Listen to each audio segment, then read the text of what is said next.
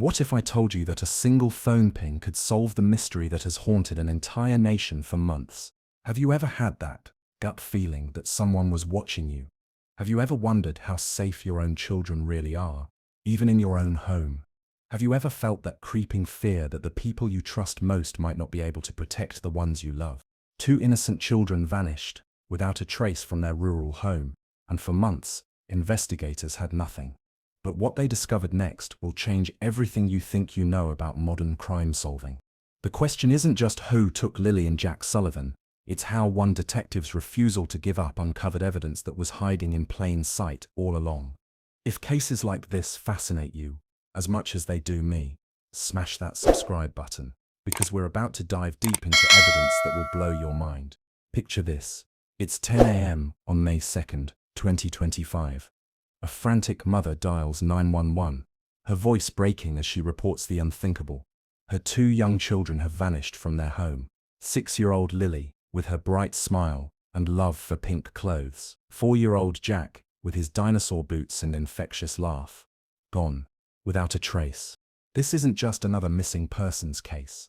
This is a story that will make you question everything you thought you knew about how criminals operate, how investigations work, and how the smallest digital footprint can crack open a case that seemed impossible to solve.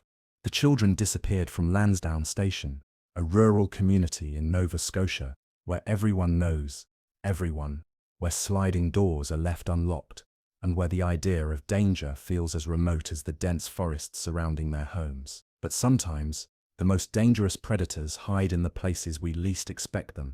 What happened next would trigger one of the most intensive search operations in Canadian history. Over 160 search and rescue personnel would comb through unforgiving terrain. Helicopters would circle overhead for days. Police dogs would follow scent trails that led nowhere, and for months, it seemed like Lily and Jack had simply vanished into thin air.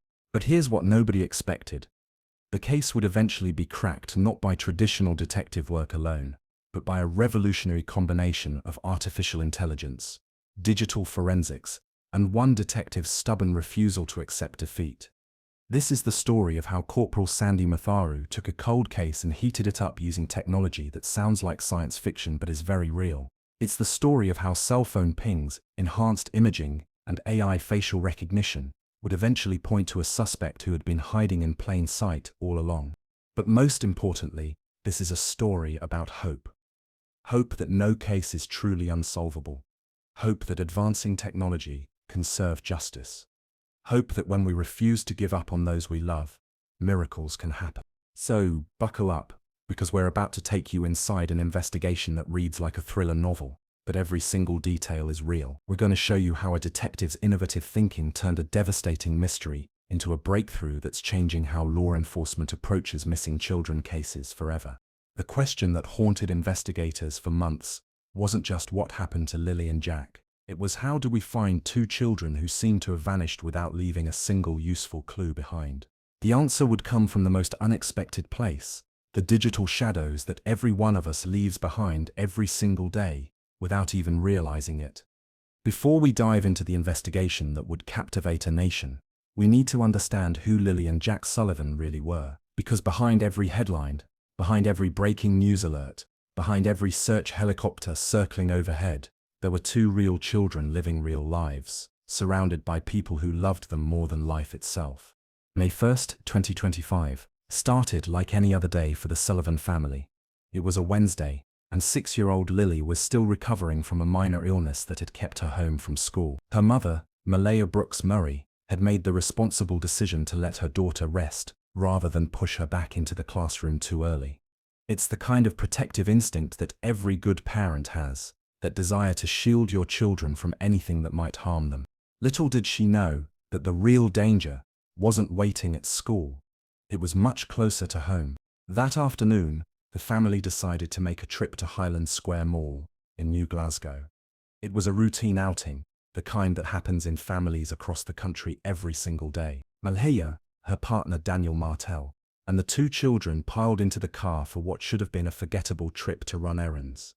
But this trip would become anything but forgettable, because captured on that mall's surveillance cameras were the last confirmed images of Lily and Jack Sullivan as happy, carefree children, The footage shows them exactly as their family remembers them. Lily, always the fashionista, even at 6 years old, was wearing her favorite pink sweater, matching pink pants, and pink boots. She had this way of coordinating her outfits that made her mother smile, a little girl who knew what she liked and wasn't afraid to show it. Pink was her color, and she wore it with the confidence of someone who had already figured out who she was. Jack, her 4-year-old brother, was sporting his beloved blue dinosaur boots. Those boots were his pride and joy, the kind of shoes that make a little boy feel invincible. He'd wear them everywhere if his parents let him, clomping around the house making dinosaur noises, completely absorbed in his own prehistoric adventures. The surveillance footage captures them moving through the store with their parents, just another family doing ordinary things. Lily occasionally reaches for her mother's hand. Jack stops to stare at something that catches his attention. Daniel keeps a protective eye on both children, while Malaya focuses on whatever brought them to the store that day. It's heartbreaking to watch now, knowing what we know.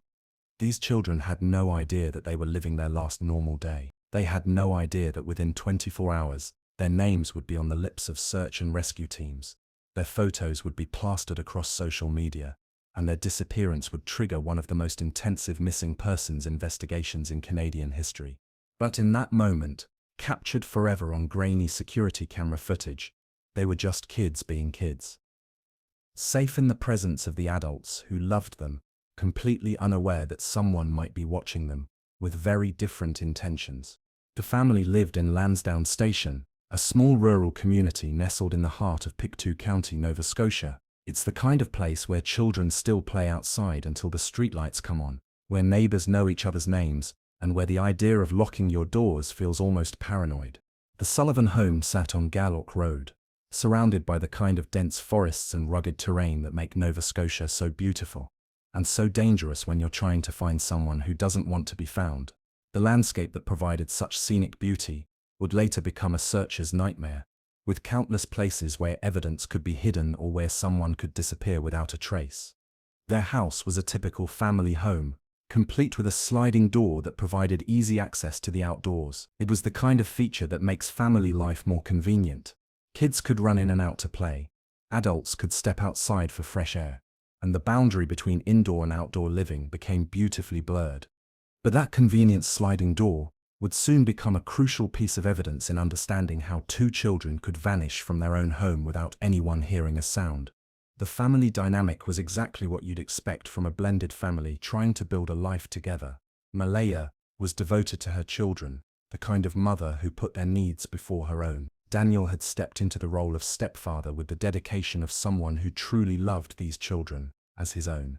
And there was baby Meadow, the newest addition to their family, representing hope and new beginnings. This was a family that was building something together. They had challenges. What family doesn't? But they were facing them as a unit. Daniel had even voluntarily taken a polygraph test early in the investigation, wanting to clear his name immediately so that investigators could focus on finding the real threat to his family. Looking back, there's something almost prophetic about the way that surveillance footage captures the children. Lily's pink outfit would become the description that searchers memorized. Jack's dinosaur boots would become the detail that volunteers looked for in every muddy footprint they found. These weren't just fashion choices, they were the identifiers that would help an entire community search for two missing children. The tragic irony is that this family was doing everything right. They were protective without being paranoid. They were building a safe, loving home in a community where children were supposed to be safe. They had no way of knowing that someone was watching them, studying them, waiting for the perfect moment to strike. The Highland Square Mall footage represents the end of innocence for this family. After May 1st, 2025, their lives would never be the same. Every parent's worst nightmare was about to become their reality, and they had no idea it was coming. But here's what I want you to remember as we continue this story. Lily and Jack weren't just victims. They were children with personalities, preferences, and dreams. Lily loved pink and had strong opinions about her clothes. Jack loved dinosaurs and stomped around in boots that made him feel powerful. These details matter because they remind us that behind every missing person case, there are real people with real lives that have been shattered. The life lesson here is profound. Cherish the ordinary moments. That trip to the mall that seemed so routine was actually precious time that can never be recovered. Every parent watching this needs to understand that the mundane moments, the grocery store trips, the shoe shopping, the complaints about being bored, these are the moments that make up a life. Tomorrow is promised to no one. The Sullivan family went to bed on May 1st, thinking they had all the time in the world. They woke up on May 2nd to discover that time had run out. May 2nd, 2025, dawned like any other morning in Lansdowne Station. The sun rose over the dense forests of Pictou County, casting long shadows across the rural landscape. Birds sang in the trees surrounding the Sullivan home on Garlock Road. It was the kind of peaceful morning that makes you grateful to live away from the chaos of city life. Inside the house, the family was starting their day with the familiar rhythms of domestic life. Baby Meadow needed attention. Breakfast needed to be prepared. Lily and Jack were up and moving around, their energy levels suggesting they were feeling better after the minor illness that had kept them home from school. Daniel Martel, the children's stepfather, was going about his morning routine when he first noticed the sounds that would later become so significant. He heard Lily moving around the house, the soft padding of her feet as she went in and out of the bedroom. Normal sounds, the kind of sounds that every parent becomes so accustomed to that they barely register them consciously. From the kitchen area, he could hear what sounded like Jack's presence. Again, nothing unusual. 4-year-old boys aren't known for their stealth, and Jack was a typical energetic child who made his presence known wherever he went. But then came the silence. It's funny how as a parent, you become so attuned to the sounds of your children that the absence of those sounds can be more alarming than noise itself. Daniel began to notice that he wasn't hearing the usual chatter, the footsteps, the general commotion that 2 young children naturally create. He called out to them. No response. He checked the bedroom where Lily had been moving around just minutes before. Empty. He looked in the kitchen where Jack's sounds had been coming from. Empty. This is the moment where a parent's mind starts racing through possibilities. Maybe they're playing hide and seek. Maybe they went outside. Maybe they're in a part of the house he hasn't checked yet. The logical brain tries to provide reasonable explanations while the primitive, protective part of the brain starts sounding alarm bells. Daniel quickly searched the rest of the house. No children. He checked the yard. No children. He called their names louder, hoping they were just being kids and not responding to his calls. Nothing. And then he noticed something that made his blood run cold. The sliding door that provided access to the outdoors was unlocked. In a house with 2 young children, doors are usually monitored carefully. But this door, this convenient, silent sliding door, could be opened without making a sound. The realization hit him like a physical blow. His children weren't playing hide and seek. They weren't napping in some forgotten corner of the house. They were gone. By 10:00 a.m., Malaya Brooks Murray was on the phone with 911, her voice breaking as she reported every parent's worst nightmare. My children are missing. The emergency operator tried to remain calm while gathering crucial information. How old were the children? What were they wearing? When were they last seen? Could they have wandered off on their own? Lily was 6 and Jack was 4, old enough to walk substantial distances, but young enough to be vulnerable to every danger that the rural landscape could present. The forests surrounding their home were dense and unforgiving. There were streams where small children could fall in and be swept away. There were cliffs and ravines where a wrong step could be fatal. There were simply too many ways for children to get into trouble in that environment. But even more terrifying was the possibility that they hadn't wandered off on their own. The unlocked sliding door suggested that someone could have accessed the house without the family knowing. The fact that both children were gone together suggested coordination that seemed unlikely for accidental wandering. Within minutes of the 911 call, the first responders were dispatched to the Sullivan home. Police officers, paramedics, and search and rescue teams began mobilizing for what everyone hoped would be a quick recovery of 2 children who had simply wandered too far from home. The initial response was based on the most optimistic scenario, that Lily and Jack had decided to explore the outdoors and had gotten lost. Children do this. In rural areas, it's not uncommon for kids to wander off and then be found safe and sound hours later, usually dirty and hungry, but otherwise unharmed. But as the first responders arrived at the scene and began their preliminary investigation, it became clear that this case was going to be more complicated than anyone had hoped. The sliding door became a focal point immediately. It was the most likely exit point for the children, but it was also a potential entry point for someone with bad intentions. The fact that it had been unlocked raised immediate questions about home security and whether the family had been targeted by someone who knew their routines.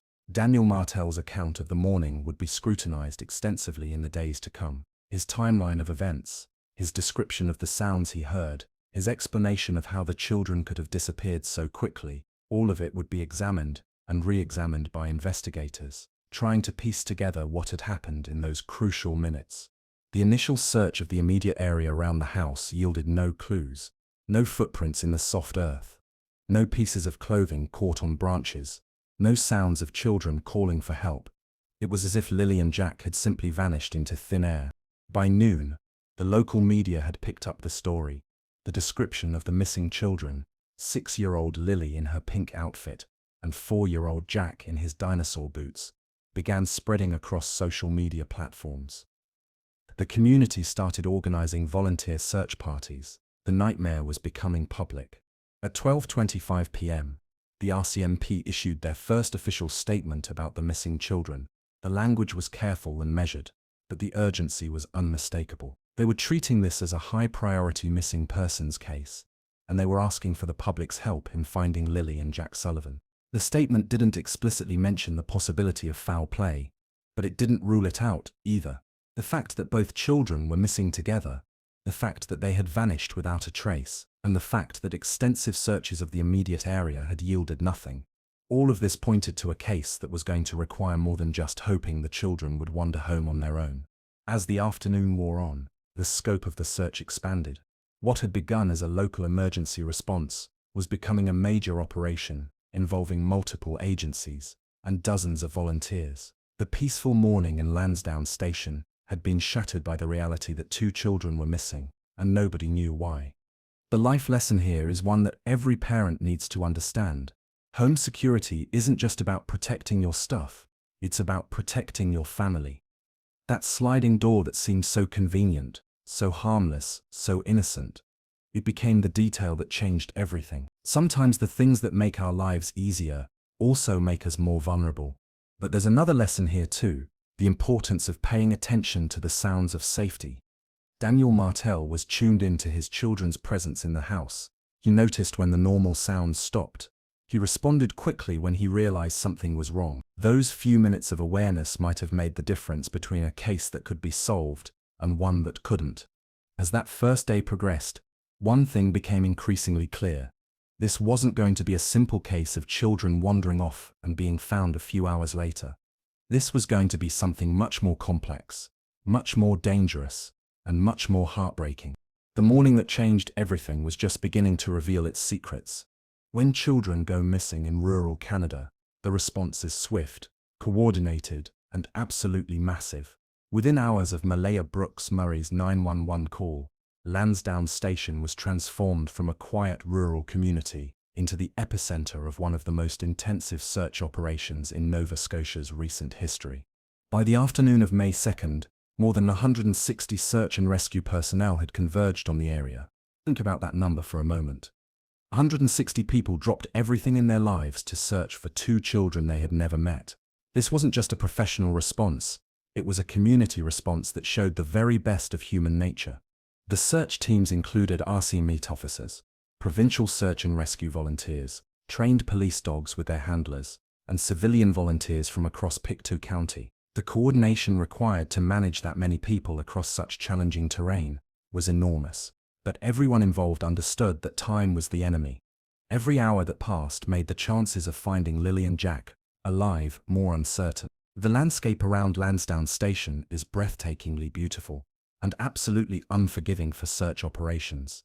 Dense forests stretch for miles in every direction, broken up by streams, ravines, and rocky outcroppings that could hide evidence or worse, trap small children. The terrain that makes the area so scenic also makes it a searcher's nightmare. Helicopters circled overhead, their rotors creating a constant background noise that reminded everyone in the community that this was really happening. The aircraft were equipped with thermal imaging technology that could detect body heat from above the forest canopy. If Lily and Jack were sheltering somewhere in the woods, the helicopters should have been able to spot them. But the helicopters found nothing. Police dogs worked the ground, following scent trails that seemed to lead nowhere. These are highly trained animals, with an incredible ability to track human scents across difficult terrain. If the children had walked away from their home, the dogs should have been able to follow their path. But the dogs kept losing the trail. Drones buzzed through the forest at lower altitudes, their cameras capturing footage of every clearing, every potential hiding spot, every area where two small children might have taken shelter. The technology was impressive. High-resolution cameras that could spot objects as small as a child's shoe from hundreds of feet away. But the drones revealed nothing. On the ground, human searchers worked in coordinated grids, methodically covering every square foot of the forest surrounding the Sullivan home. They looked under fallen logs, behind boulders, in small caves, and along stream banks. They called out the children's names repeatedly, hoping to hear a response that would lead them to a happy reunion. But the forest remained silent. This next part is where the case takes a turn that even seasoned detectives didn't see coming. But first, if you're finding this as compelling as I am, hit that like button. The first significant piece of evidence was discovered near what's known as the Pipeline Trail, about 1 kilometer from the Sullivan home. A search volunteer found a small fragment of fabric that appeared to match the description of Lily's pink blanket. The fabric was caught on a low branch, suggesting that someone carrying or dragging the blanket had passed through that area. The discovery energized the search teams. Finally, there was a concrete clue about the children's movements. The Pipeline Trail became the new focus of the operation, with searchers following the path in both directions, looking for additional evidence. But that small piece of fabric raised as many questions as it answered. How had it gotten there? Had Lily been carrying her blanket when she left the house? Had someone else been carrying it? The fragment was too small to provide definitive answers, but it was enough to redirect the entire search operation. The second major discovery came shortly after the fabric find. Search teams located what appeared to be small footprints in the soft earth near the Pipeline Trail. The prints were consistent with the size of children's feet, and they seemed to be heading away from the Sullivan home. The footprints were photographed extensively and compared to shoes that belonged to Lily and Jack. The analysis wasn't conclusive. The prints were too degraded by weather and time to make a definitive match. But they provided another piece of the puzzle. However, something about the footprints bothered the experienced searchers. The prints seemed to follow the trail for a short distance and then simply disappeared. There was no clear explanation for why the trail would end so abruptly. It was as if the children had simply vanished into thin air. As the search entered its second day, the community response became extraordinary. Local businesses donated food and supplies for the search teams. Residents opened their homes to out-of-town volunteers. Social media campaigns spread the children's photos across the country. The hashtag #FindLily and Jack began trending on Twitter. But behind all the activity, all the technology, and all the good intentions, a terrible reality was becoming clear. Traditional search methods weren't working. Despite the massive effort, despite the advanced equipment, despite the dedication of everyone involved, Lily and Jack Sullivan remained missing. The search operation expanded beyond the immediate area around the family home. Teams began checking abandoned buildings, old mine shafts, and any other locations where children might have taken shelter or been hidden. The theory that they had simply wandered off was giving way to more sinister possibilities. Daniel Martel, the children's stepfather, became an active participant in the search efforts. He worked alongside the volunteer teams, his face showing the strained signs someone who blamed himself for not preventing the disappearance. Early in the investigation, he voluntarily took a polygraph test, wanting to clear his name immediately so that investigators could focus on finding the real threat to his family. The polygraph results supported his account of the morning's events. Daniel was not involved in the children's disappearance. He was exactly what he appeared to be, a stepfather who loved these children and was desperate to find them. But if Daniel wasn't responsible, then who was? The investigation began to shift from a search and rescue operation to a potential criminal investigation. The possibility that someone had taken the children was no longer just a theory. It was becoming the most likely explanation for their disappearance. The media coverage intensified. National news outlets picked up the story. The Sullivan family found themselves at the center of a public nightmare, their private tragedy playing out in front of cameras and microphones. Malaya Brooks Murray made emotional appeals for her children's safe return, her voice breaking as she begged whoever had taken them to bring them home. The search operation reached its peak during the first week of May, with hundreds of people scouring the forests of Pictou County. The coordination was impressive, the technology was advanced, and the dedication was absolute. But after 7 days of intensive searching, the teams had found only 2 small pieces of evidence, a fabric fragment and some ambiguous footprints. It wasn't enough. The life lesson here is profound. The power of community in times of crisis. When 2 children went missing, an entire region responded. People dropped their own concerns to help a family they had never met. Businesses donated resources. Volunteers gave up their time. The response showed what humans are capable of when we work together toward a common goal. But there's another lesson too. Sometimes, even our best efforts aren't enough. Sometimes, the problem is bigger than what traditional methods can solve. Sometimes, we need to think differently, use different tools, and approach the problem from a completely new angle. The massive search operation had reached its limits. The forests had been combed. The technology had been deployed. The community had rallied. But Lily and Jack Sullivan were still missing, and nobody knew why. It was time for a different approach. It was time for innovation. It was time for someone to look at this case with fresh eyes and revolutionary methods. That someone was about to arrive on the scene, and he would change everything. Every great true crime story has a moment when everything changes. A moment when the case takes a dramatic turn, when new hope emerges from despair, when someone with the right skills and the right mindset steps forward to tackle what seems impossible. In the case of Lily and Jack Sullivan, that moment came when Corporal Sandy Matharu of the Royal Canadian Mounted Police took control of the investigation. Matharu wasn't just another detective assigned to another case. He was a 15-year veteran of the RCMP with a reputation for solving the unsolvable. His colleagues called him relentless. His superiors called him brilliant. The families of missing persons called him their last hope. But what made Matharu different wasn't just his experience, it was his philosophy. While other investigators relied primarily on traditional detective work, Matharu had built his career on the integration of cutting-edge technology with old-fashioned police work. He understood that in the digital age, criminals leave footprints that go far beyond visual evidence. Matharu's background reads like a blueprint for the modern detective. He had earned his degree in criminology and forensic science from Carleton University in Ottawa, where he had been fascinated by the intersection of technology and criminal investigation. But education was just the beginning. Over his 15 years with the RCMP, he had built a reputation for taking cold cases and heating them up using methods that other investigators hadn't even considered. One of his most famous cases involved a series of burglaries in rural Ontario that had baffled local police for months.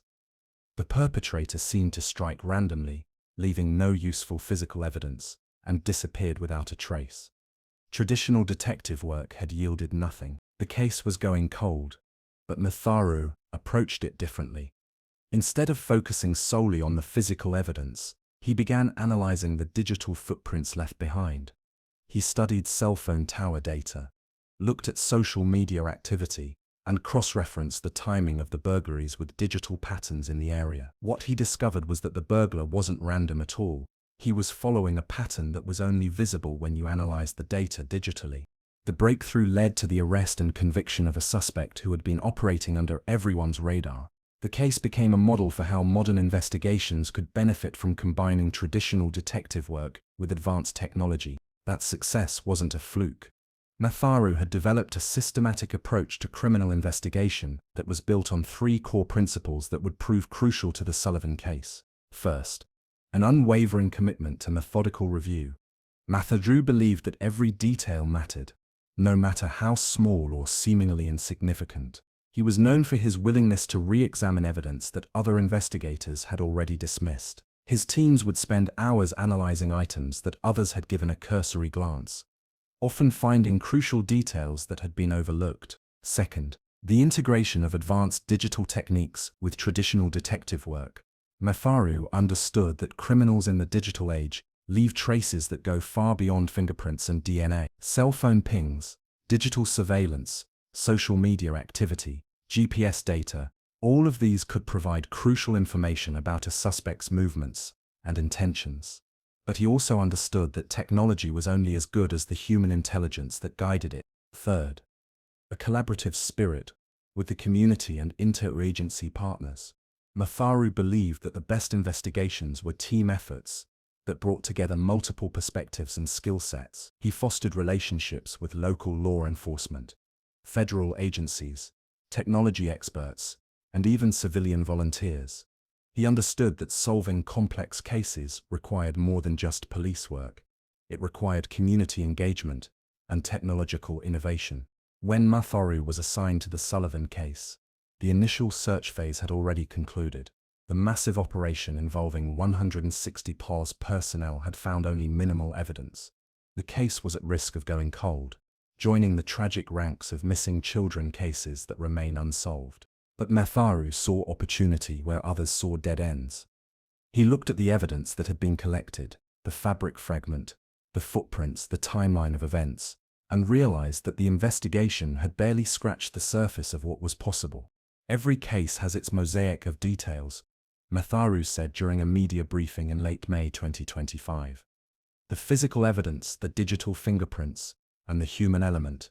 Our duty is to leave no stone unturned, and to reimagine the narrative based on what new technology can reveal. His first step was to completely re-examine the scene. While other investigators had focused on the physical search for the children, Matharu wanted to understand exactly how they had disappeared. He brought in specialized equipment that could detect traces of evidence that weren't visible to the naked eye. He used advanced imaging technology to analyze the sliding door, the surrounding area, and the items that had been collected during the initial search. But more importantly, he began to look at the digital evidence that had been largely ignored during the initial investigation. Cell phone tower data, surveillance footage from the area, GPS tracking information. All of these could provide crucial insights into what had happened on the morning of May 2nd. Matharu assembled a team that included traditional investigators, digital forensics experts, and technology specialists.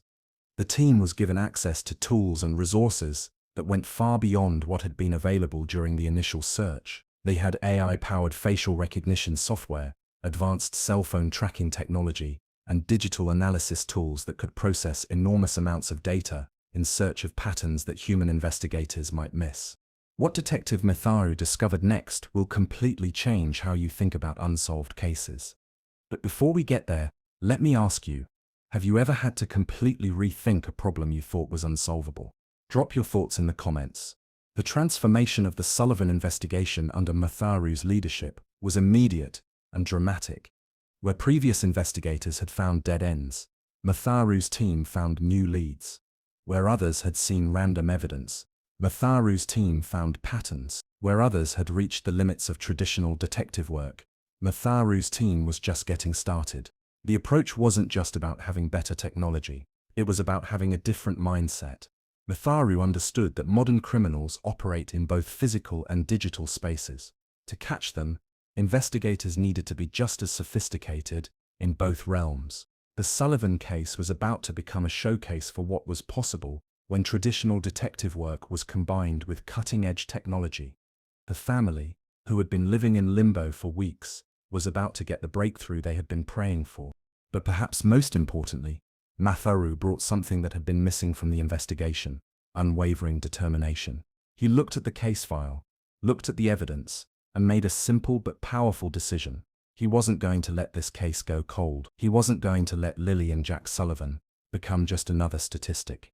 He was going to find out what happened to them, no matter what it took. The stage was set for a breakthrough that would change everything. The detective who specialized in the impossible was about to prove that no case was truly unsolvable when you had the right tools, the right team, and the right mindset. The investigation was about to enter a completely new phase, and for the first time since May 2nd, there was real reason to hope. What happened next reads like something out of a science fiction movie. But every detail is real. Corporal Sandy Matharu and his team were about to uncover evidence that had been hiding in plain sight all along. Evidence that would transform the Sullivan case from a tragic mystery into a solvable puzzle. The breakthrough began with Matharu's decision to completely re-examine the physical evidence using technology that hadn't been available during the initial investigation. The small fragment of fabric that had been found near the pipeline trail was subjected to enhanced digital imaging that could reveal details invisible to the naked eye. Under multispectral analysis, the fabric fragment revealed microscopic patterns that told a story. The analysis showed that the fabric had been subjected to specific types of stress and contact that suggested it hadn't simply been dropped or lost. Instead, the patterns indicated that it had been deliberately torn from a larger piece of material, possibly during a struggle or while being transported. But the real breakthrough came when Matharu's team began analyzing the tire tracks that had been found near the pipeline trail. Previous investigators had noted the tracks but hadn't been able to make much of them. The tracks were faint, partially obscured by weather, and didn't immediately point to any specific vehicle. But Matharu's team approached the tire tracks with advanced imaging technology that could enhance even the faintest impressions. Using techniques borrowed from space exploration, the same kind of image enhancement that allows us to see details on distant planets, they were able to create detailed three-dimensional models of the tire tracks. The enhanced analysis revealed something extraordinary. The tire tracks matched the unique tread pattern of a specific type of tire that was only used on certain models of dark-colored SUVs. More importantly, the wear patterns on the tires suggested that the vehicle had been driven extensively on unpaved roads. Exactly the kind of driving that would be necessary to access the remote areas around Lansdowne Station. This was the first concrete lead that pointed to a specific vehicle. For the first time, investigators had a tangible clue that connected the crime scene to a potential suspect's transportation. But Matharu wasn't satisfied with just identifying the vehicle type. He wanted to know who had been driving it. The breakthrough in identifying the driver came from an unexpected source: artificial intelligence-powered analysis of surveillance footage. During the initial investigation, investigators had reviewed hours of surveillance video from the Highland Square Mall, where the family had been seen on May 1st. They had also collected footage from various businesses and traffic cameras in the area. But reviewing surveillance footage manually is incredibly time-consuming and prone to human error. Important details can be missed, faces can be overlooked, and patterns can be invisible to investigators, who are looking at hundreds of hours of video. Matharu's team fed all of the surveillance footage into an AI system that was specifically designed to identify faces, track movements, and detect unusual patterns. The system could process in hours what would take human investigators weeks to review. The AI analysis revealed something that human investigators had missed: a recurring face that appeared in multiple pieces of footage from different locations and different times. The face belonged to a man who had been present near the Sullivan home during the critical time period, but who had no legitimate reason to be there. More importantly, the AI system was able to track this individual's movements across multiple days and locations. The pattern that emerged was disturbing. The man had been conducting what appeared to be surveillance of the Sullivan family for several days before the children disappeared. The footage showed him lingering near the family home, watching from a distance as family members came and went. He was captured on camera near the Highland Square Mall on May 1st. Not shopping, but observing. He appeared to be studying the family's routines, learning their patterns, and identifying opportunities. But the most damning evidence came from the analysis of cell phone data. This is where the investigation enters the realm of digital forensics that sounds like science fiction but is very real. Every cell phone constantly communicates with nearby cell towers, creating a digital record of the phone's location.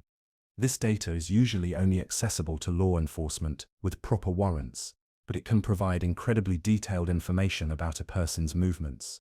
Matharu's team obtained authorization to analyze cell phone tower data from the area around the Sullivan home for the critical time period. They were looking for any phone that had been in the area during unusual hours or that had followed suspicious movement patterns. The analysis revealed an unregistered device that had been pinging cell towers near the Sullivan home repeatedly over several days. The device had been in the area during times when no family member or known associate was present. More importantly, the The device's movement patterns matched the locations where the suspicious individual had been captured on surveillance footage. The digital breadcrumbs told a clear story. Someone had been stalking the Sullivan family for days before the children disappeared. That same person had been present in the area during the critical time window when Lily and Jack vanished. But the investigation didn't stop there. Matharu's team used geolocation data to track the mysterious device's movements after the children's disappearance. The data showed that the device had traveled to several remote locations in the hours following the disappearance, locations that were consistent with someone trying to hide evidence or dispose of materials. The forensic analysis of the sliding door at the Sullivan home provided another crucial piece of evidence, using atomic force microscopy, a technology that can detect fingerprints at the molecular level. Investigators were able to recover partial prints from the door's surface that had been invisible to conventional analysis. The prints didn't match any family member. They didn't match any of the search and rescue personnel who had been at the scene, but they did show similarities to prints associated with an individual who had a criminal record for minor offenses in the region. When all of this evidence was combined, the tire tracks, the surveillance footage, the cell phone data, and the fingerprint analysis, a clear picture began to emerge. The Sullivan children hadn't simply wandered off. They had been taken by someone who had been watching them, studying them, and planning their abduction. The investigation had identified a suspect. They had physical evidence connecting him to the scene. They had digital evidence tracking his movements. They had surveillance footage showing his presence in the area over multiple days. For the first time since May 2nd, investigators had real answers. The mystery of what happened to Lily and Jack Sullivan was beginning to unravel, and the truth was more disturbing than anyone had imagined. But perhaps the most important breakthrough was the realization that the suspect was still in the area. The cell phone data showed that the device was still active, still pinging local towers. Whoever had taken the children was still nearby, possibly still watching the investigation, possibly still planning additional crimes. The case had evolved from a missing persons investigation into an active manhunt. The stakes had never been higher. And thanks to Corporal Matharu's innovative approach, law enforcement finally had the tools they needed to track down the person responsible. The breakthrough evidence had changed everything. The question was no longer whether the case could be solved. It was whether the suspect could be caught before he disappeared forever or struck again. The investigation was entering its most crucial phase, and every decision made in the coming days would determine whether justice would be served for Lily and Jack Sullivan. The evidence was pointing to one inescapable conclusion. Lily and Jack Sullivan had been taken by someone who had been watching them, studying their families' routines, and planning their abduction with calculated precision. This wasn't a random crime of opportunity. It was a deliberate, premeditated act, carried out by someone who understood how to exploit the vulnerabilities of a rural family. The behavioral profile that emerged from the evidence was deeply disturbing. Working with criminal psychologists who specialized in child abduction cases, Matharu's team began to understand the psychology of the person they were hunting. The suspect had demonstrated several characteristics that made him extremely dangerous.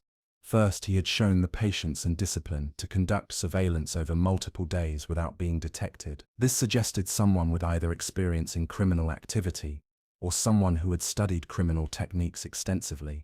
Second, the suspect had chosen his targets carefully. The Sullivan family lived in a rural area where response times would be longer and where there were fewer witnesses. The children were young enough to be easily controlled, but old enough to be moved without requiring special equipment or care. Third, the suspect had demonstrated knowledge of the local area. The cell phone data showed that he had traveled to remote locations that weren't easily accessible to someone unfamiliar with the region. This suggested that he was either local to the area or had spent considerable time learning the geography. Most disturbing of all, the suspect had continued to monitor the investigation after the children's disappearance. His cell phone had been detected in areas where he could observe the search operations, suggesting that he was not only watching the family, but also watching the police response. The psychological profile painted a picture of someone who was organized, patient, and extremely dangerous. This wasn't someone who would make mistakes or leave obvious clues. This was someone who believed he was smarter than the investigators, and who was taking pleasure in watching them struggle to solve his crime. But the suspect had made one crucial mistake. He had underestimated the power of modern digital forensics. The investigation reached a turning point when witness testimony began to corroborate the digital evidence. Several local residents who had initially been hesitant to come forward began providing information after Matharu arranged confidential interviews that protected their anonymity. One particularly significant account came from a resident of a nearby hamlet, who recalled seeing a nervous-looking individual attempting to dispose of what appeared to be a mobile device near a seldom-used side road on the morning of May 2nd. The witness had thought it was odd at the time but hadn't connected it to the missing children until the investigation intensified. When this testimony was cross-referenced with the cell phone tower data, it provided crucial confirmation of the suspect's movements. The location where the witness had seen the device disposal attempt matched perfectly with one of the locations where the mysterious phone had stopped pinging towers. The realization that the suspect had attempted to dispose of evidence suggested that he understood the digital trail he was leaving behind, but his attempt to destroy the evidence had been observed, and that observation had provided investigators with another piece of the puzzle. Additional witness accounts began to emerge as the community realized that their observations might be crucial to solving the case. Local businesses provided security footage that they had initially thought was irrelevant. Traffic cameras captured images of vehicles that matched the description of the suspect's SUV. The investigation team began to piece together a timeline of the suspect's activities that extended far beyond the day of the disappearance. The evidence suggested that he had been conducting surveillance of the Sullivan family for at least a week before taking the children. The surveillance footage showed him parked near the family's home at different times of day, apparently learning their routines. He had been present when the children played outside. He had watched when parents left for work or errands. He had studied the family's patterns until he knew exactly when they would be most vulnerable. The most chilling aspect of the evidence was the realization that the suspect had been present during some of the initial search operations. Cell phone data showed that his device had been in areas where he could observe the search teams, suggesting that he had been watching the investigation unfold. This behavior pattern was consistent with certain types of criminal personalities who derive satisfaction from watching the chaos they create. The suspect wasn't just someone who had committed a crime and disappeared. He was someone who was actively enjoying the aftermath of his actions. But the suspect's decision to remain in the area also provided investigators with an opportunity. As long as he stayed nearby, there was a chance to track him down using the digital tools that had already proven so effective. The investigation entered a new phase as law enforcement agencies coordinated their efforts to locate and apprehend the suspect. The evidence package was strong enough to support arrest warrants, but first, they needed to identify the suspect's exact location. The cell phone tracking data provided general locations, but not precise enough for an arrest. The surveillance footage showed his face clearly, but identifying him required matching that face to existing criminal databases, or finding additional sources of identification. The breakthrough in identification came from an unexpected source: social media analysis. The AI systems that had been used to analyze surveillance footage were also capable of searching through social media platforms for matching faces. The search revealed that the suspect had been active on various social media platforms, often posting from locations that matched the cell phone data. More importantly, his social media activity showed a pattern of interest in true crime cases, particularly those involving missing children. The suspect's online activity revealed a deeply disturbing psychology. He had been following news coverage of missing children cases, commenting on investigation techniques, and apparently studying how law enforcement approached these types of crimes. Most disturbing of all, his social media activity showed that he had been following the Sullivan case closely from the beginning. He had been commenting on news articles, sharing posts about the search efforts, and even offering suggestions about where the children might be found. The realization that the suspect had been participating in the public discourse about his own crime was both shocking and revealing. It demonstrated the level of his psychological involvement in the case, and his belief that he was smarter than the investigators. But it also provided investigators with additional evidence and insights into his psychology. The suspect's online comments revealed details about his knowledge of the case that went beyond what had been publicly reported. He was inadvertently revealing information that could only have been known by someone who was directly involved in the crime. The investigation team now had a complete picture of their suspect: his physical appearance, his digital footprint, his psychological profile, and his current location. They had physical evidence connecting him to the scene, digital evidence tracking his movements, and witness testimony corroborating his presence in the area. For the first time since the investigation began, law enforcement had a clear target. The question was no longer who had taken Lily and Jack Sullivan. It was when and how they would apprehend the person responsible. The case was approaching its climax, and the stakes had never been higher. The suspect had demonstrated that he was dangerous, organized, and unpredictable. Every hour that passed gave him more opportunity to dispose of evidence, harm the children, or escape justice entirely. The investigation team knew that they were in a race against time. They had identified their suspect, but they still needed to find him before he disappeared forever. The technology that had brought them this far would need to be used even more strategically to bring the case to a successful conclusion. The hunt for the Sullivan children was about to enter its final phase. What was happening in the Sullivan case represented more than just a breakthrough in one investigation. It was a revolution in how law enforcement approaches missing persons cases.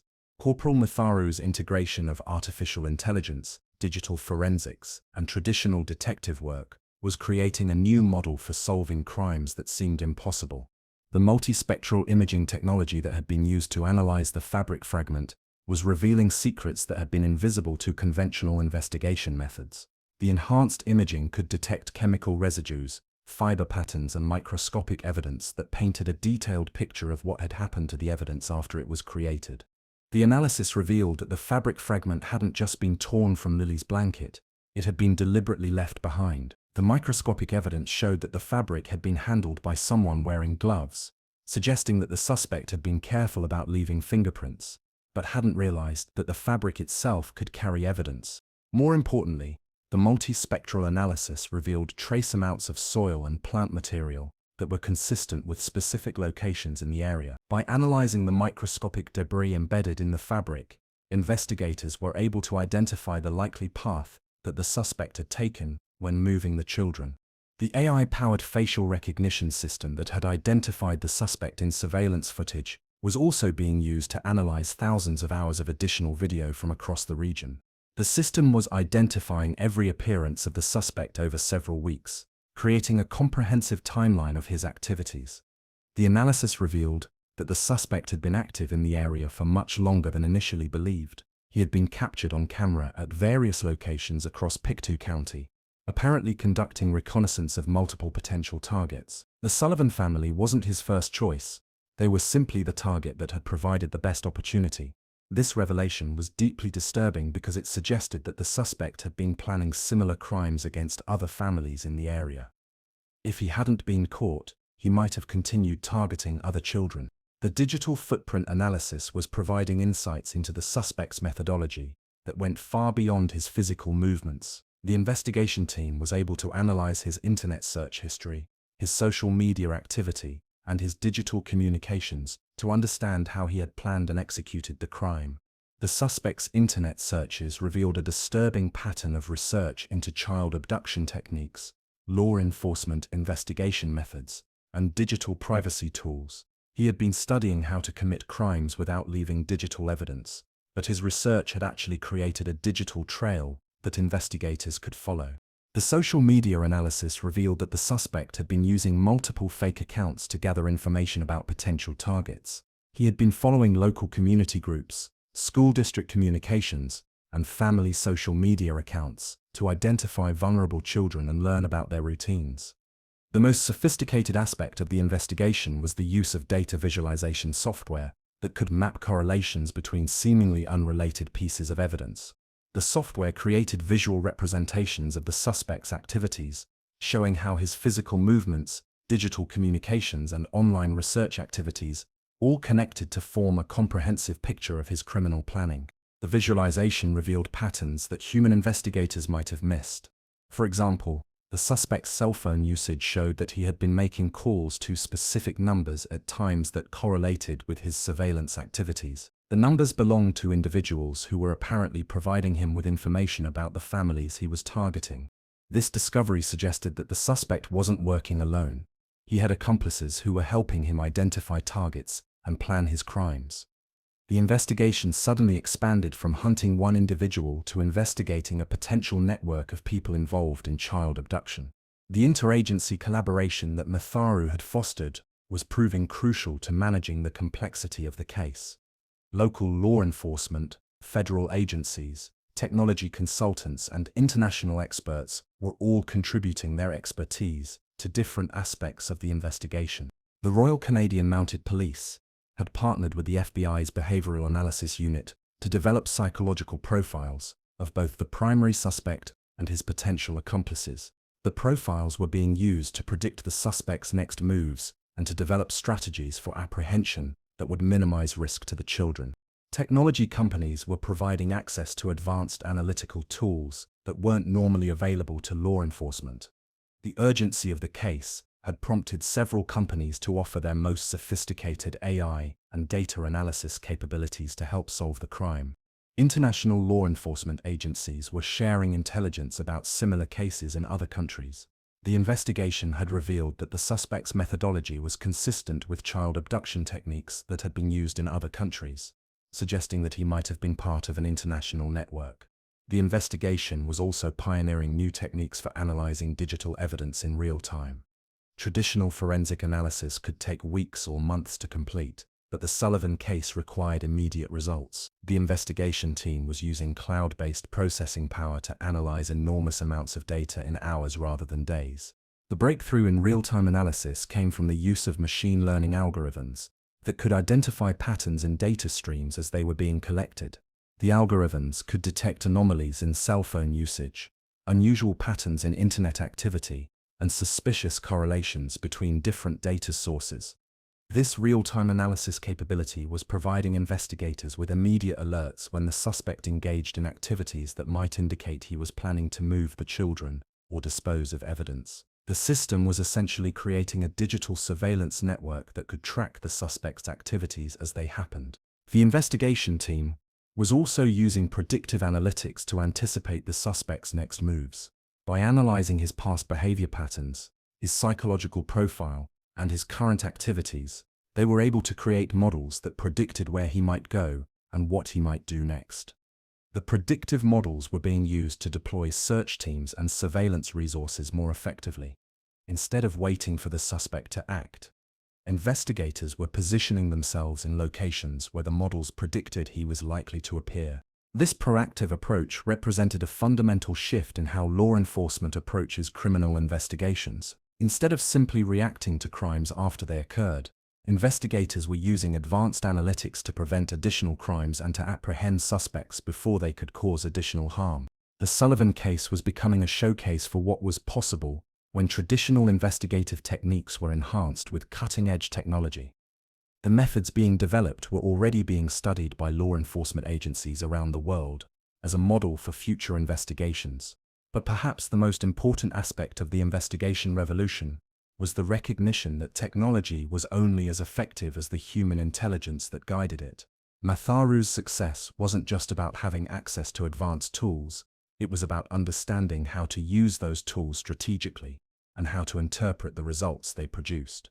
The investigation was proving that the future of law enforcement lay not in replacing human investigators with technology, but in empowering human investigators with technology that could extend their capabilities far beyond what was previously possible. The revolution in investigative techniques was about to be put to its ultimate test, using all of these advanced capabilities to locate and rescue 2 missing children and apprehend the dangerous criminal who had taken them. As of the latest updates in the Sullivan case, the investigation stands at a critical juncture that highlights both the incredible progress made and the challenges that remain. The revolutionary investigative techniques pioneered by Corporal Matharu have transformed what seemed like an unsolvable mystery into an active criminal investigation with clear suspects and concrete evidence. The suspect's identity is now known to law enforcement, though his name has not been released to the public for strategic reasons. The investigation team has determined that revealing his identity at this stage could compromise ongoing operations and potentially endanger the missing children. The delicate balance between transparency and operational security is being carefully managed by the RCMP. The evidence package against the primary suspect is substantial and continues to grow, The physical evidence includes tire tracks, fingerprints, and trace materials that connect him to the crime scene. The digital evidence includes cell phone tracking data, surveillance footage, and internet activity that establishes his presence in the area and his involvement in planning the crime. But perhaps most importantly, the investigation has revealed that the suspect is still in the area and may still be holding the children. The real-time digital surveillance systems that have been deployed are continuing to track his movements and activities. This ongoing monitoring capability provides both hope and urgency. Hope that the children might still be alive, and urgency because every hour that passes increases the danger they face. The psychological profile of the suspect has been refined as additional evidence has been collected. The behavioral analysis suggests that he is someone who believes he is intellectually superior to law enforcement and who derives satisfaction from the chaos he has created. This psychological profile is being used to develop negotiation strategies and apprehension tactics that account for his personality traits. The investigation has also revealed disturbing evidence that the suspect may have been involved in other crimes in the region. The pattern analysis of his activities suggests that he may have been responsible for other disappearances or attempted abductions that hadn't been connected to a single perpetrator. This discovery has prompted law enforcement agencies across the region to re-examine cold cases and unsolved disappearances that might be connected to the same suspect. The investigation team is using the same analytical techniques that cracked the Sullivan case to look for patterns in other crimes. The community impact of the case has been profound and multifaceted. The intensive media coverage has kept the story in the public consciousness. But it has also created stress and fear within the community. Parents are more cautious about their children's safety, and there is a general sense of unease that persists until the suspect is apprehended. But the community response has also been overwhelmingly positive. The continued support for the Sullivan family, the ongoing cooperation with law enforcement, and the willingness of residents to provide information have all contributed to the investigation's success. The case has demonstrated the power of community engagement in solving complex crimes. The media coverage has evolved from simple reporting of the facts to in-depth analysis of the investigative techniques being used. News outlets are highlighting the revolutionary aspects of the investigation and the implications for future law enforcement capabilities. The case is being studied by criminal justice experts around the world as a model for how technology can be integrated into traditional investigative methods. The financial cost of the investigation has been substantial, but the investment in advanced technology and specialized expertise is paying dividends. The techniques being developed are being documented and shared with other law enforcement agencies, creating a multiplier effect that will benefit future investigations. The Nova Scotia government continues to offer a substantial reward for information, leading to the safe return of the children and the apprehension of those responsible. The reward has generated a steady stream of tips and leads, many of which have provided valuable information to investigators. The legal implications of the case are also significant. The evidence being collected using advanced digital forensics techniques will need to withstand scrutiny in court. The investigation team is working closely with prosecutors to ensure that all evidence is collected and analyzed in ways that will be admissible in legal proceedings. The international attention that the case has received has led to offers of assistance from law enforcement agencies and technology companies around the world. The collaborative nature of the investigation has created new partnerships and information-sharing relationships that will benefit future cases. But perhaps the most important implication of the case is the hope it provides to other families of missing children. The Sullivan case has demonstrated that advances in technology and investigative techniques can solve cases that might have been impossible to crack using traditional methods alone. This case proves that no mystery is truly unsolvable when we refuse to give up. If this story moved you, please share it, because Lily and Jack deserve to have their story heard. The investigation continues around the clock, with teams of investigators working in shifts to maintain constant surveillance and analysis. The real-time monitoring systems are providing immediate alerts about the suspect's activities, and law enforcement agencies are positioned to respond quickly to any developments. The psychological pressure on the suspect is being carefully managed. The investigation team understands that too much pressure could cause him to harm the children or to flee the area. The approach is being calibrated to maintain pressure while avoiding actions that might escalate the danger. The families of other missing children are watching the Sullivan case closely, hoping that the techniques being used might also be applied to their cases.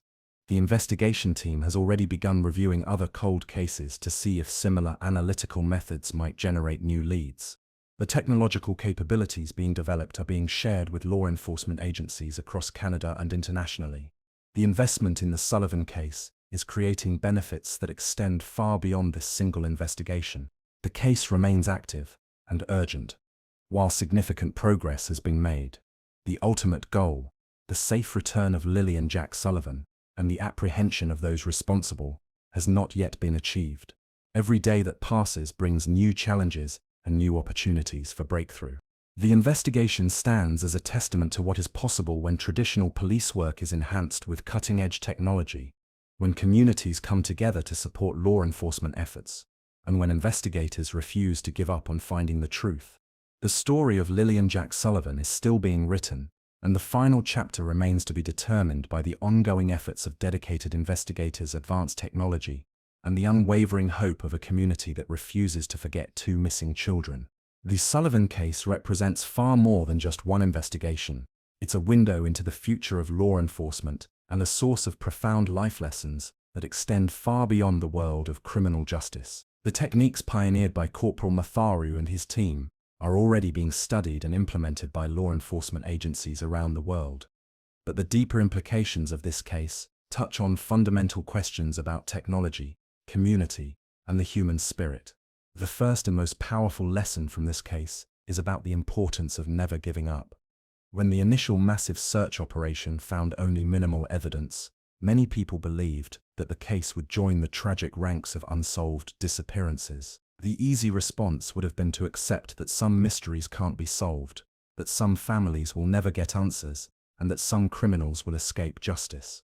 But Corporal Matharu's approach demonstrates that persistence, combined with innovative thinking, can overcome seemingly impossible obstacles. His refusal to accept that the case was unsolvable led to breakthroughs that seemed like science fiction, but were actually the result of applying existing technology in new ways. This lesson extends far beyond criminal investigations. In our personal lives, in our careers, and in our communities, we all face challenges that seem insurmountable. The Sullivan case shows us that when we refuse to give up, when we're willing to try new approaches, and when we're open to learning from others, we can solve problems that initially seemed impossible. The second major lesson is about the power of community in times of crisis. The response to the Sullivan children's disappearance was extraordinary. Hundreds of volunteers, local businesses donating resources, and an entire region coming together to support a family in their darkest hour. But the community support went beyond the initial search operation. Residents continued to provide information, businesses continued to share surveillance footage, and everyone remained vigilant for signs of the missing children. This community response demonstrates something profound about human nature. When tragedy strikes, people have an incredible capacity to put aside their own concerns and work together toward a common goal. The Sullivan case shows us that communities are strongest when they face challenges together, and that collective action can accomplish things that individual efforts cannot. But there's also a lesson here about the importance of paying attention to our surroundings. Many of the breakthroughs in the case came from community members who noticed something unusual and were willing to report it. The witness who saw someone disposing of a mobile device, the business owners who provided surveillance footage, the residents who reported suspicious vehicles. All of these contributions were crucial to solving the case. The lesson is that we all have a role to play in keeping our communities safe. Being aware of our surroundings, reporting suspicious activity, and supporting law enforcement efforts are responsibilities that every citizen shares. The Sullivan case shows us that ordinary people can make extraordinary contributions to solving complex problems. The third major lesson is about the transformative power of technology when it's used thoughtfully and strategically. The Sullivan case wasn't solved just because investigators had access to advanced technology. It was solved because they understood how to use that technology effectively. The integration of AI-powered facial recognition, digital forensics, real-time data analysis, and predictive modeling created capabilities that were far greater than the sum of their parts. But the key was having investigators who understood how to interpret the results and how to use the technology to support traditional investigative techniques rather than replace them. This lesson is relevant to every aspect of modern life. Technology is a tool that can amplify human capabilities, but it's only as effective as the human intelligence that guides it. The Sullivan case shows us that the future lies not in replacing human judgment with artificial intelligence, but in using technology to enhance human decision-making and extend human capabilities. The fourth lesson is about the importance of innovation and adaptability in problem-solving. The traditional search and rescue methods that were used in the initial phase of the investigation were thorough and well executed, but they weren't sufficient to solve the case. The breakthrough came when investigators were willing to try new approaches and to think about the problem differently. This willingness to innovate and adapt is crucial in all areas of life. Whether we're facing personal challenges, professional obstacles, or community problems, the solutions often require us to think beyond conventional approaches. The Sullivan case shows us that breakthrough solutions often come from combining existing RCMPs in new ways, rather than waiting for entirely new tools to be developed. The fifth lesson is about the psychology of persistence and hope. The Sullivan family and the community that supported them demonstrated remarkable resilience in the face of an unimaginable tragedy. They continued to hope for the children's safe return even when the odds seemed overwhelming. They continued to support the investigation even when progress seemed slow. They continued to believe that justice would eventually be served. This psychological resilience is crucial when facing any major challenge. The Sullivan case shows us that maintaining hope and continuing to work toward a goal, even when success seems unlikely, can create the conditions for breakthrough moments to occur. The sixth lesson is about the importance of expertise and specialization in solving complex problems. The Sullivan case required the integration of multiple specialized skill sets: traditional detective work, digital forensics, behavioral psychology, data analysis, and community engagement. No single individual could have solved the case alone, but the combination of different experts working together created capabilities that none of them could have achieved individually. This lesson applies to every complex challenge we face. Whether we're trying to solve business problems, community issues, or personal challenges, the solutions often require bringing together different perspectives and skill sets. The Sullivan case shows us the power of collaborative problem-solving and the importance of being willing to seek help from others. The seventh and perhaps most important lesson is about the responsibility we all have to protect the most vulnerable members of our society. The Sullivan case reminds us that children depend on adults to keep them safe, and that this responsibility extends beyond their immediate families to include the entire community. The case also highlights the importance of being vigilant about home security and personal safety. The sliding door that provided convenient access to the outdoors also provided an entry point for someone with criminal intentions. The family's trust in their community's safety was betrayed by someone who exploited that trust. But rather than making us paranoid, the lesson should be about finding the right balance between safety and freedom. The Sullivan case shows us that we can't eliminate all risks, but we can take reasonable precautions and remain aware of potential dangers without living in fear. The eighth lesson is about the evolution of criminal behavior and the need for law enforcement to evolve in response.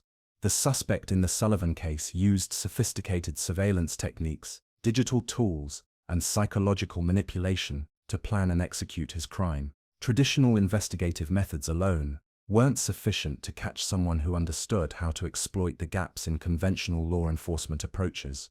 This evolution of criminal behavior means that law enforcement must continue to innovate and adapt. The techniques developed in the Sullivan case represent just the beginning of what will be needed to address the changing nature of crime in the digital age. The final lesson is about the power of hope and the importance of never giving up on those we love. The Sullivan case demonstrates that even when situations seem hopeless, even when conventional methods have failed, and even when the odds seem overwhelming, breakthrough moments can still occur.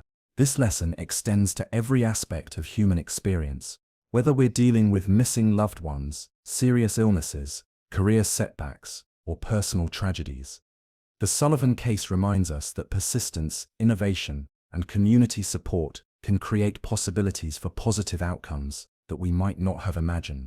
The broader implications of the Sullivan case will be felt for years to come.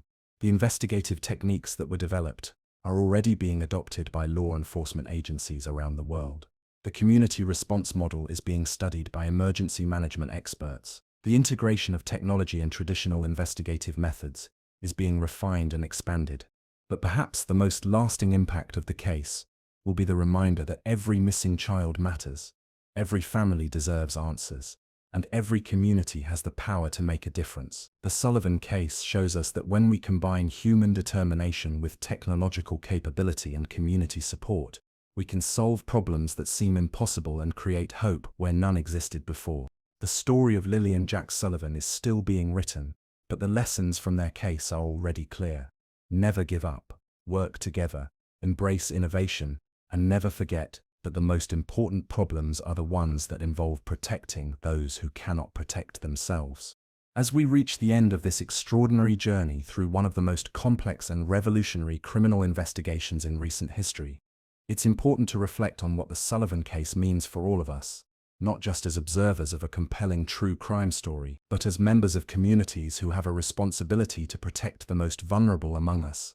The transformation of the Sullivan case from a seemingly hopeless missing persons investigation to an active criminal case with identified suspects represents more than just excellent police work. It represents a fundamental shift in how we approach seemingly impossible problems, how we use technology to serve justice, and how we can maintain hope even in the darkest circumstances.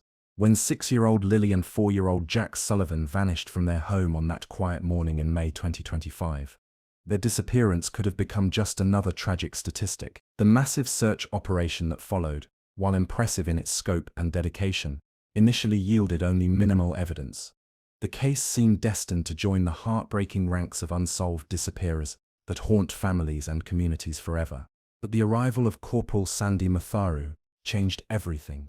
His refusal to accept that the case was unsolvable, his innovative integration of cutting-edge technology with traditional detective work, and his unwavering commitment to finding the truth, transformed what seemed like an impossible mystery into a solvable puzzle.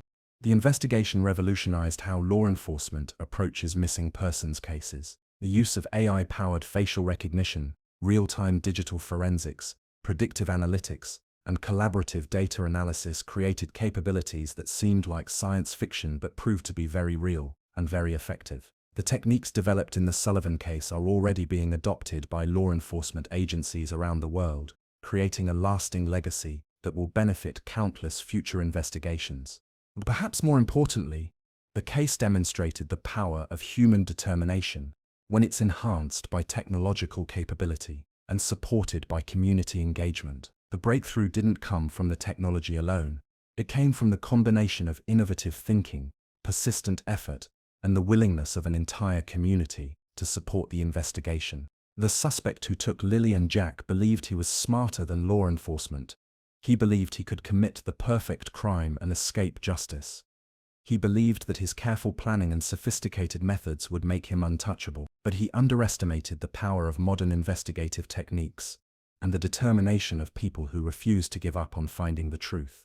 The ongoing investigation continues to demonstrate that no case is truly unsolvable when we have the right tools, the right approach, and the right level of commitment. The digital footprints that every criminal leaves behind in the modern world can be tracked and analyzed in ways that were impossible just a few years ago. The integration of multiple investigative techniques can reveal patterns and connections that might be invisible to conventional methods. The community response to the Sullivan case has been equally impressive. The hundreds of volunteers who participated in the search operations, the businesses that donated resources, the residents who provided information, and the ongoing support for the family demonstrate the best of human nature. The case shows us that when tragedy strikes, people have an incredible capacity to come together and work toward a common goal. The lessons from the Sullivan case extend far beyond criminal justice. The importance of never giving up, the power of innovative thinking, the value of community cooperation, and the potential of technology to solve complex problems are principles that apply to every aspect of human experience. For parents, the case is a reminder of the importance of being vigilant about family security while not living in fear. The balance between safety and freedom is delicate, but it's achievable when we're aware of potential risks and take reasonable precautions. For communities, the The case demonstrates the importance of paying attention to our surroundings and being willing to report suspicious activity.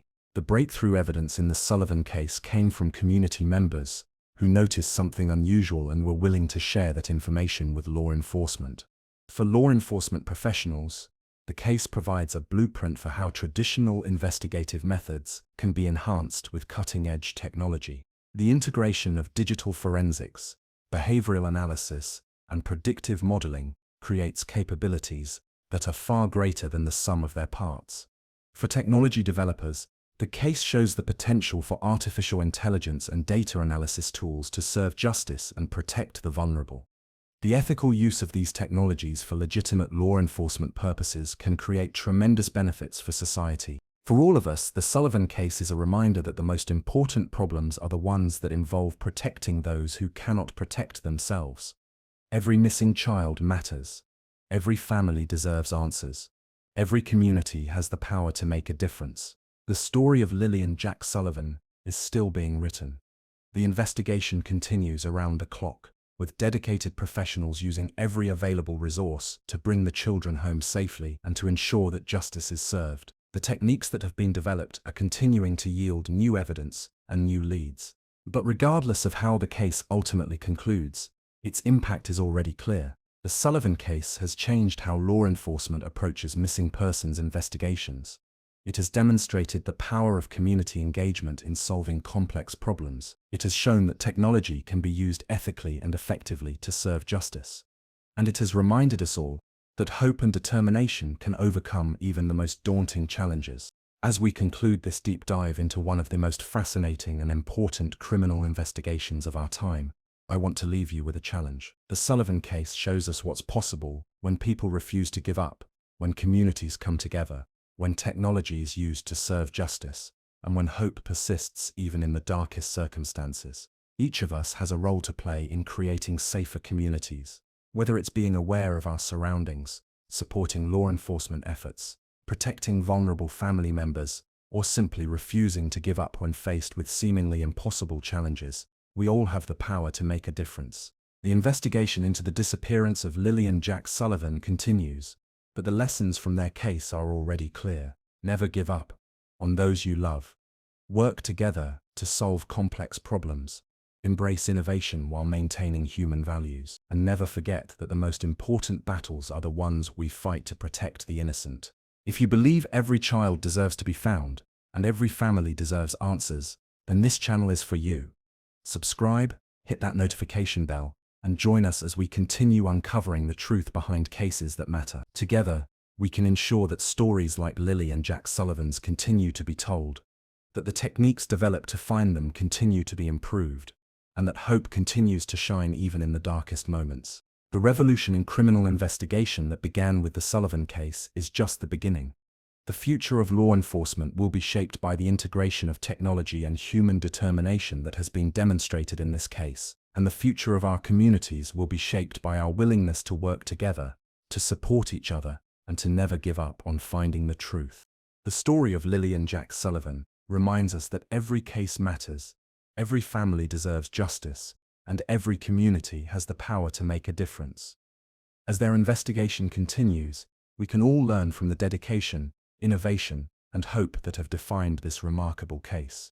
Thank you for joining me on this journey through one of the most important criminal investigations of our time. The fight for justice continues, and with your support, we'll keep telling the stories that matter and learning from the cases that change how we understand justice, technology, and the power of human determination. Remember, every child deserves to be found. Every family deserves answers, and every community has the power to make justice possible. The Sullivan case proves that when we refuse to give up, when we work together, and when we use our tools wisely, we can solve problems that seem impossible and create hope where none existed before. The investigation continues, the hope persists, and the search for truth never ends.